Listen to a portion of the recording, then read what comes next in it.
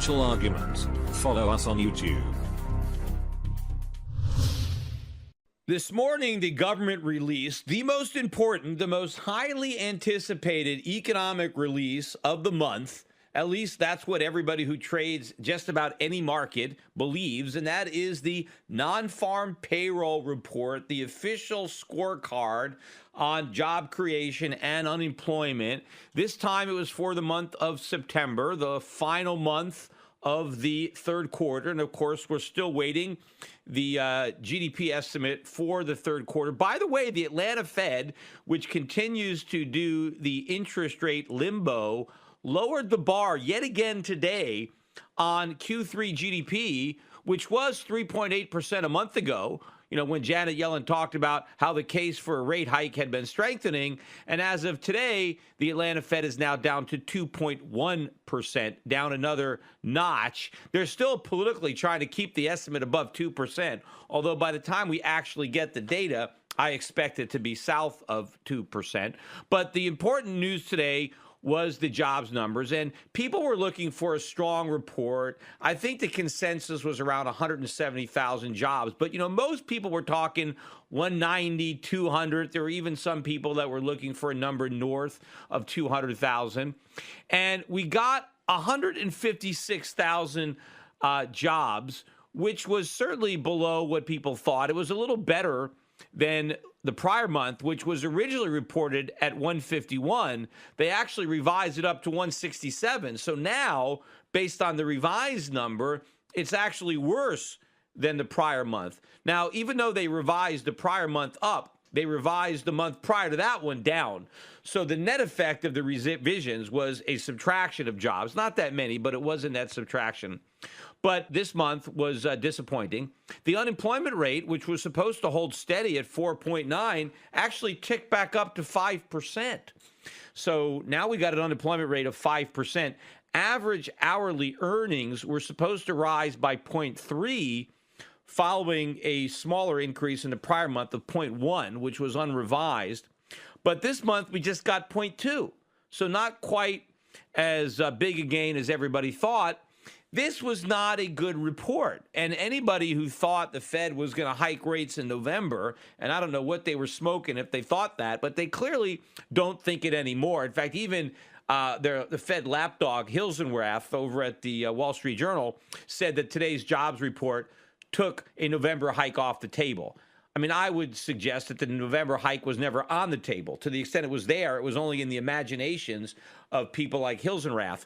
But Hilsenrath says now, well, if the Fed's going to move, the most likely time would be December, but it's not a sure thing. And that's an understatement, because the fact is the Fed is much more likely not to raise rates in December than raise them. But once again, you need to know the rest of the story, as Paul Harvey used to say, when it comes to the jobs numbers, because the headline doesn't really tell the story.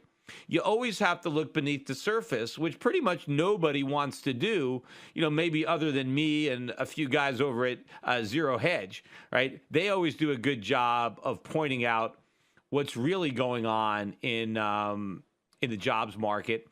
Number one, the big news was the net creation of part-time jobs. And I've been saying this for a long time, that the big story is that we are simply replacing full-time jobs with part-time jobs. And when employers are hiring part-time people, they need more part-time workers because each one works fewer hours. So you're always going to have net job creation when you're transforming the economy from full-time to part-time employment. And that was clearly the case this last month, because if you look at the household survey, according to the household survey, we lost 5,000 full-time jobs in September and added 430,000 part-time jobs. So I would venture to guess that pretty much all of the net increase, the 150-odd thousand jobs, all that net increase is in part-time work. And if you look at the large jump in the number of multiple job holders, because the government reports that, the number of Americans who are holding down multiple jobs. And there was a big jump in September in the number of Americans that have more than one job. So obviously what's happening is people that have one job are getting a second job, or people that have two jobs are getting a third job. Obviously, if you've got two jobs and you get a third job, that third job is not going to be full-time. You don't have time for a full-time job when you're already juggling two jobs. So these are part-time jobs, and that is the problem. And nobody really wants to discuss this, but that is the reality. And also, again, when you look into the composition of the jobs, right, where were they created? What kind of jobs were people able to get?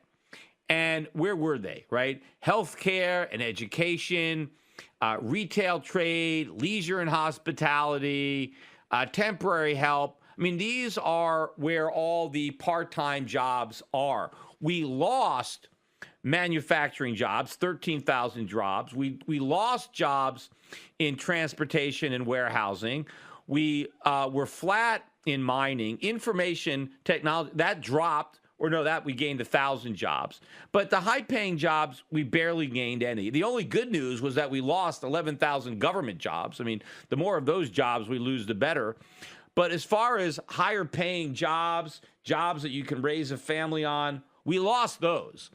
And we gained more lousy, low-paying, part-time jobs. That is the story. It's the same story that we've been getting all along.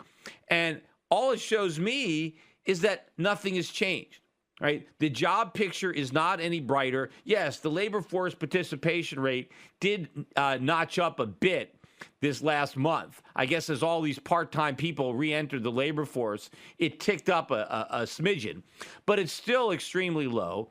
But to me, if the Fed has been reluctant to raise interest rates because of the lack of participation in the labor force, because of the preponderance of part-time jobs and low-paying jobs, if that's really been the reason they haven't raised rates, then that hasn't changed, right? That's exactly the same as it's been.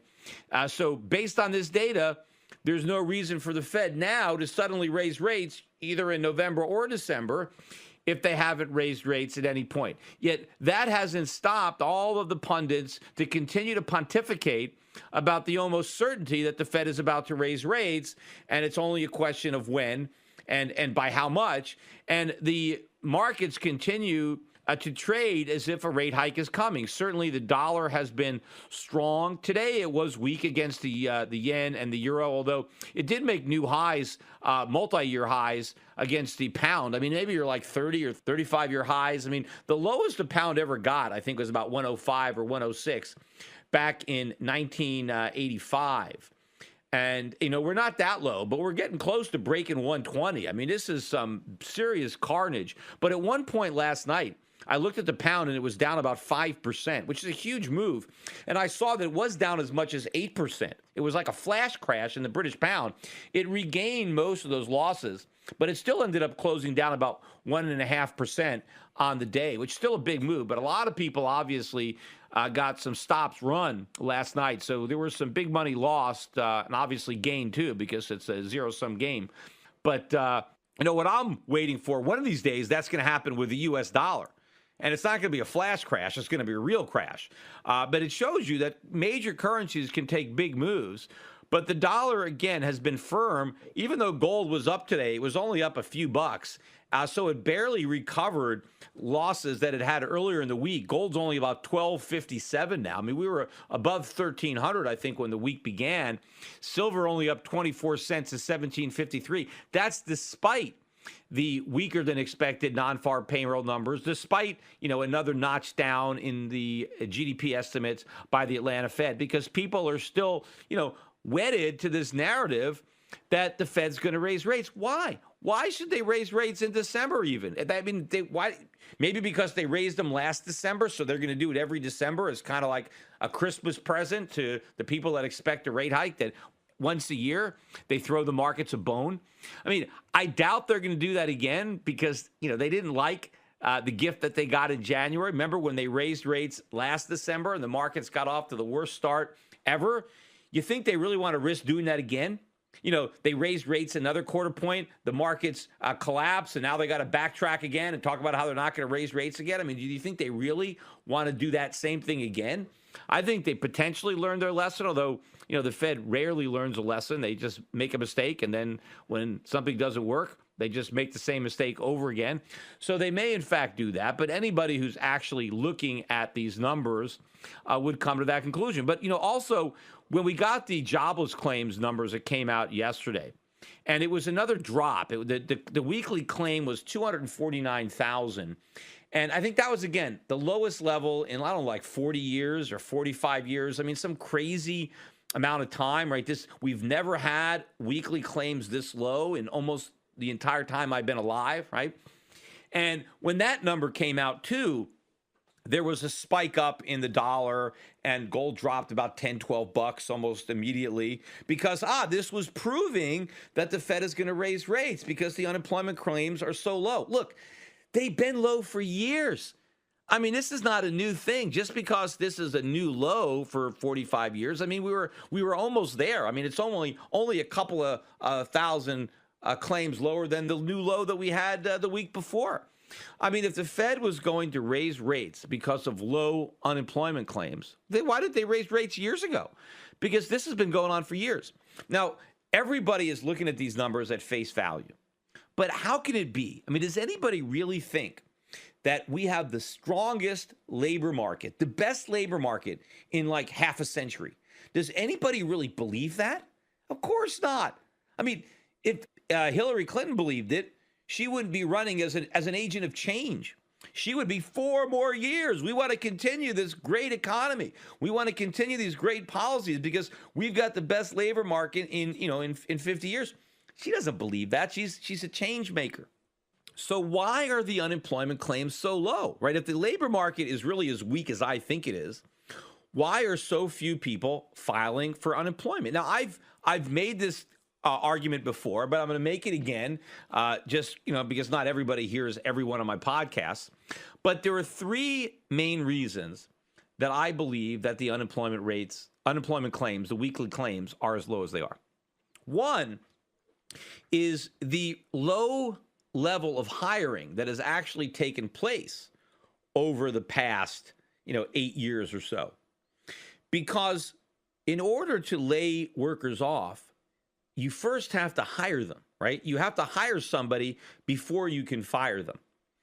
And to the extent that companies aren't hiring a lot of people, then they're probably not firing as many people. And so that's probably why fewer people are collecting unemployment checks, because fewer people are being hired, so therefore fewer people are being fired. There's not as much turnover in the labor market. And I would say that a lack of turnover is probably evidence of a weak labor market, that you're not getting a lot of people hired, and so you're not getting a lot of people being fired, right? I mean, because not everybody that you hire work out.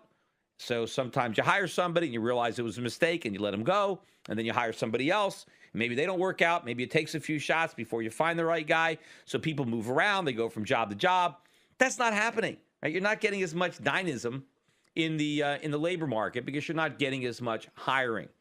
But there's a second reason, and that is the proliferation of independent contractors in the world of Uber, right? So if you're an independent contractor, you don't have a job, right? You don't get hired in a traditional sense. You have a contract with a company, right? You contract with them and they agree to pay you maybe a weekly or a monthly fee for some service that you may be providing, right? And the service may really involve your labor, but you're not selling your labor as an employee and getting wages. You're an independent contractor and you're like your own company, and you are contracting to provide a service, which is basically your labor, to another company. Now, if a company decides they no longer need your services as an independent contractor, they just terminate the contract and they say, thank you, we don't need your services anymore. Here's notice that in 30 days or 60 days, whatever your agreement is, we no longer are contracting with you. So that individual has lost his job, right? His independent contracting job. He's lost his livelihood. But what he can't do is file an unemployment claim because you're not an employee, right? You're a business, and your business has just lost its customer. So since I think there's a lot of people now that are independent contractors because they really couldn't get jobs. So they decided to become an independent contractor because they couldn't find an actual job. So they started contracting and getting odd jobs. Well, they now lose those jobs and they don't get unemployment benefits. So that's a reason why the claims are lower. And now there's a third reason. You have a lot of people now that have 2 and 3 jobs. And so many times when somebody is losing a job, they're not unemployed. They still have 2 other jobs. They've lost 1.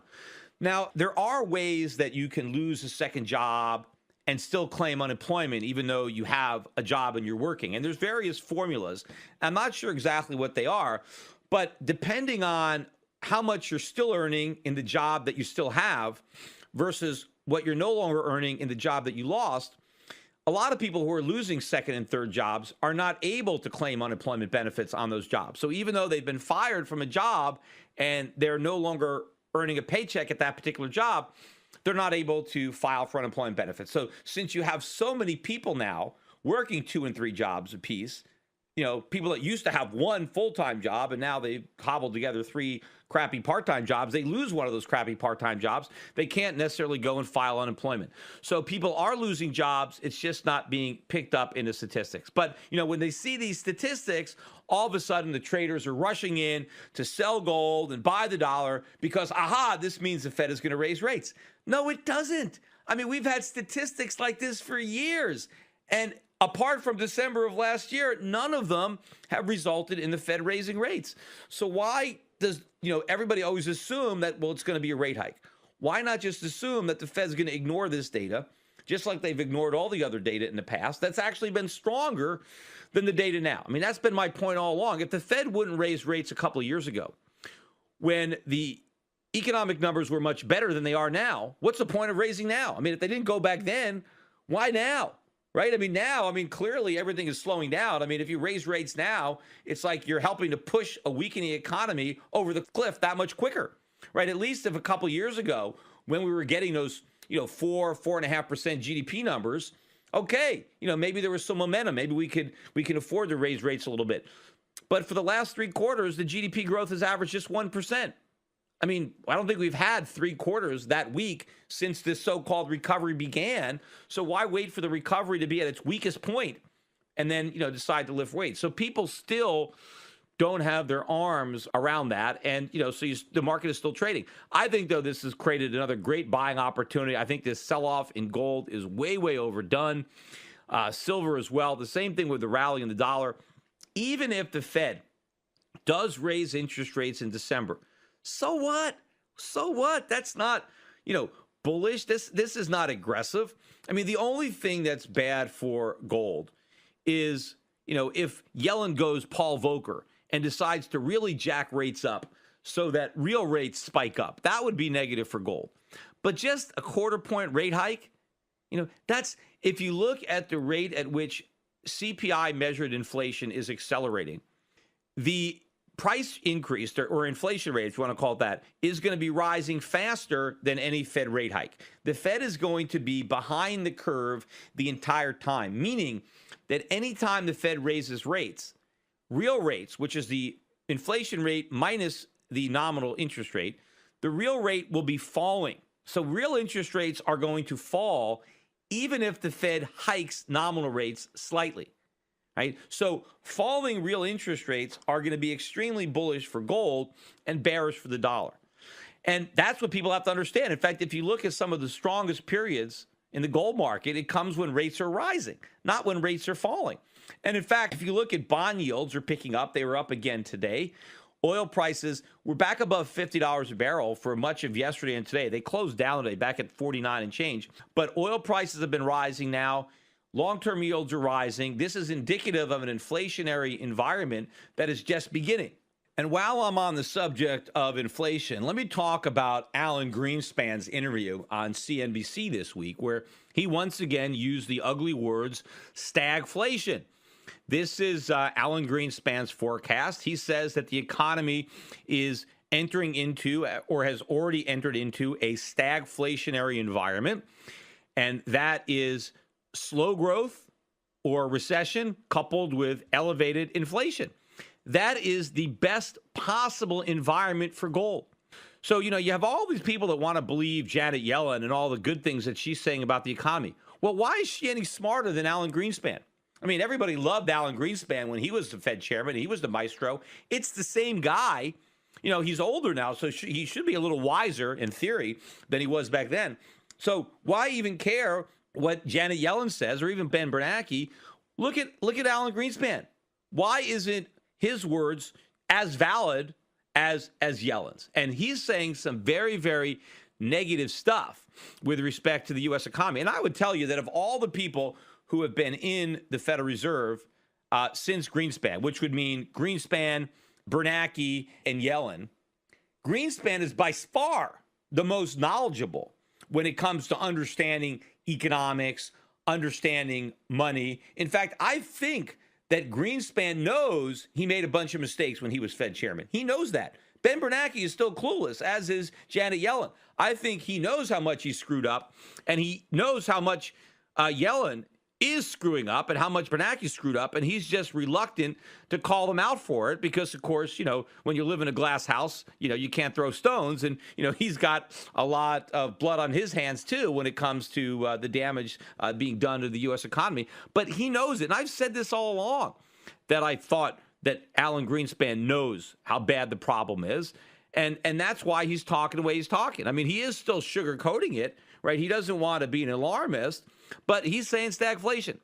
And that is horrible economic news, but it's great for the gold market. And so why are people paying attention to what Yellen is saying, but then ignoring what Greenspan is saying? They should be paying more attention to Greenspan because he's got less political pressure on him, and just completely ignore anything that's being said by any current voting members of the FOMC who are very, very political in their agenda and in their rhetoric. But probably the most interesting comment from Alan Greenspan was when he started to talk about the economy and this whole idea about the new normal, because everybody wants to pretend that, for some strange reason, we don't have the type of economic growth we used to have. Some people want to blame it on, automation or computers or whatever they want to blame it on. But Alan Greenspan blames the right culprit. Alan Greenspan said the reason that the economy is growing slowly is because we have inadequate savings. And he said, because we have inadequate savings, we don't make the capital investments that savings finance, and we don't have the increasing labor productivity that we would normally have. And he's 100% right. That's exactly what I've been saying. And I don't think that he knows that because he's listening to me. He knows that because he knows it, just for the same reason that I know it. I mean, he's an Austrian economist. That's who he is. He was an Ayn Rand guy. He's a gold bug from, before I even, knew what gold was. So he's a smart guy. And so he comes to the same conclusions that I do when he looks at the economy. The problem is a lack of savings, right? There's not enough real legitimate capital investment. We're not increasing productivity. And that's why the economy is weak. I mean, it's not rocket science. And he said that without increasing productivity, not only are we going to have slow growth, but we're going to have higher inflation because we're not going to produce as much. So we have more money chasing a diminished supply of goods, and we're going to have this, stagflationary economy. But where I disagree with Alan Greenspan is where he blames it. He puts all the blame on Congress and Congress's failure to address entitlements and his failure to rein in entitlements. And, he's been saying that. If you go back on my Schiff Radio website and look at the letters that Alan Greenspan wrote to me in 1987, this is right after he became Fed chairman, and he immediately is confronted by the stock market crash. And instead of allowing the market to function, he intervenes with some cheap money and tries to prop up the market. And I called him out on it. And, he's, responds to me twice. But one of the things he points out, and you can read both these letters on my, Schiff Radio website, just look for them. But he says, look, the important thing is that we get Congress to rein in entitlements, right? We got to get a handle on the deficit, and they've got to cut back on entitlements. That was 1987. They haven't done any of that. So he's been talking about, well, it's Congress's fault. They got to deal with entitlements. They're never going to deal with entitlements as long as the Federal Reserve gives them an excuse not to. gives them an out. See, he's saying the reason that we don't have any savings is because the government is crowding it out. The government is borrowing all this money to pay for all these entitlements. And because they're doing all that, we don't have any savings and we can't have capital investment and we can't have productivity growth. So it's because of Congress and its failure to deal with the deficits and entitlements. And that's why the economy is weak. But why is it that Congress doesn't have to make any of the tough choices? Why don't they have to cut spending? Because the Federal Reserve gives them an out. Because the Federal Reserve is saying, okay, you're running these big deficits. Well, we're going to monetize them. We're going to print money and buy up your bonds to keep interest rates artificially low. In fact, we're going to make interest rates artificially low. We're going to push the federal funds down to zero so that we make it extra cheap for you guys to keep borrowing money. And since it's so cheap to borrow money, why not keep borrowing it? I mean, if the Federal Reserve did not cooperate, if the Federal Reserve refused to buy any U.S. Treasuries, and if the Federal Reserve refused to reduce interest rates, what would happen? The government would have to cut spending on entitlements. They'd have no choice because it'd be impossible to finance the spending without the cooperation of the Fed. So on the one hand, you have Alan Greenspan saying it's the government's fault because they're borrowing too much money and they're not addressing entitlements. But the only reason they're not doing it is because the Federal Reserve is making it all possible. The Federal Reserve is the enabler of all this bad behavior. And the whole point of having an independent central bank is so this doesn't happen. Because this is all politics. Why don't politicians want to deal with entitlements? Because the people who feel entitled won't vote for them. If you say, I'm going to cut Social Security, I'm going to cut Medicare, you're not going to get reelected. So Congress will never deal with entitlements. Now, the whole point of the Federal Reserve is these guys don't stand for election. They're supposed to be able to do things that are unpopular. Now, they can't directly cut Social Security or cut Medicare, but what they can do is refuse to monetize the debts, allow interest rates to really spike up, and now there's a crisis. And now the government is forced to make cuts because they have no choice. But as long as the Fed spares the government that choice, as long as they spare the economy the negative consequences of higher interest rates, then there's no political pressure at all on the Congress or the president to ever do anything. So for Greenspan to simply blame Congress and not say a word about the Federal Reserve is ridiculous. And of course, obviously it's self-serving because if he's going to criticize this Federal Reserve, he's got to criticize himself because he was an enabler too. It's just that now the policy has been expanded to a degree that I'm sure Alan Greenspan himself never contemplated, that rates would be at zero for this long and that we would be on the verge of actual negative interest rates. Negative. I mean, can you imagine how much the U.S. government would benefit from negative interest rates given how much money they borrow? You imagine if we had to pay the government to borrow money? How much they would borrow? I mean, look at how much debt they racked up when they had to pay interest on it. Imagine how much more money they would borrow if they got paid to borrow it, if there was a negative interest rate. So this has gone from the sublime to the ridiculous. But Alan Greenspan doesn't want to call out the Fed. But if you actually understand what Greenspan is saying, if he's going to blame the problems on a lack of savings and too much deficit spending, you're pinning the blame right on the Federal Reserve. And of course, how can you not look at the fact that interest rates are zero as a reason that nobody's saving? He is bemoaning the fact that not enough people are saving. Why would anybody save in a zero interest rate world, especially when inflation is positive, which means you have negative real interest rates? Why on earth is somebody going to save? So he's saying we don't have enough savings. Well, duh, look what the Federal Reserve is doing to punish savers. So it all begins and ends with the Fed. You know, Greenspan makes it out like, well, you know, the Fed has no choice, that whatever deficits Congress decides to run, the Federal Reserve has no choice but to, you know, hold its nose and monetize it all because they can't force any of these bad decisions on Congress. They don't want the country to have to deal with the short-term consequences of higher interest rates. But of course, that's exactly what they're there to do. If they're going to be independent, and you know, when you want to audit the Fed, they say, oh, we can't audit the Fed because we don't want to sacrifice our independence. What independence? They're not independent. They're a bunch of political hacks. They never take any action for the long-term good of the country. That's what they're supposed to do. Politicians think short-term. They think election to election.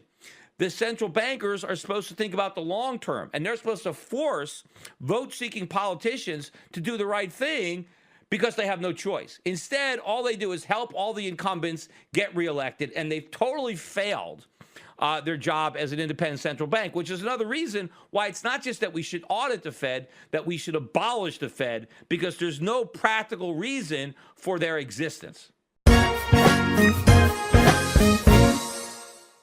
Today's financial advisors behave like pro wrestling TV commentators. They scream that the recovery is strong, debt is manageable, inflation is low, and that the Federal Reserve has everything under control.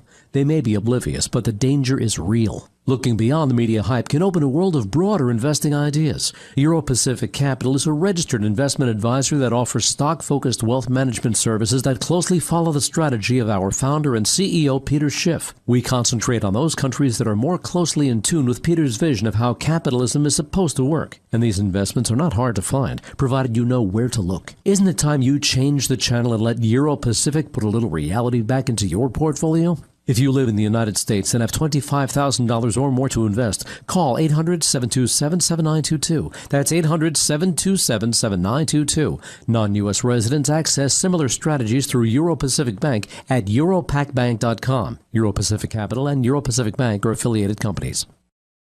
Hello, this is Peter Schiff. I bet you didn't know that without silver, you wouldn't be hearing this podcast right now or be able to use a computer at all. From laptops to smartphones to TVs to speakers, virtually all modern electronics use silver to conduct electricity. Did you know that the average solar panel uses 2/3 of an ounce of silver to function? And the solar industry is expanding dramatically, not just in America, but in booming developing nations like China and India. Silver is naturally antibacterial and is used extensively in modern medicine. Silver coatings are being added to breathing tubes, bandages, catheters, and other medical instruments to reduce the spread of infections. When antibiotics fail, silver still works. I believe the 21st century will be the century of silver. As fiat currencies continue to collapse and new uses are found for silver every day, the white metal's strong industrial demand and low per ounce price will make it increasingly attractive to savers around the world. At today's prices, people of any age and background can afford to buy some silver. Learn why silver is a smart and reliable investment in my free special report, The Powerful Case for Silver. Visit schiffsilver.com and download it now. The Powerful Case for Silver includes information about silver's amazing chemical properties. It also explains why I believe silver may outperform gold in the coming years. Download The Powerful Case for Silver and educate yourself, your friends, and your family about the white metal. Just visit schiffsilver.com to download my free report. That's schiffsilver.com.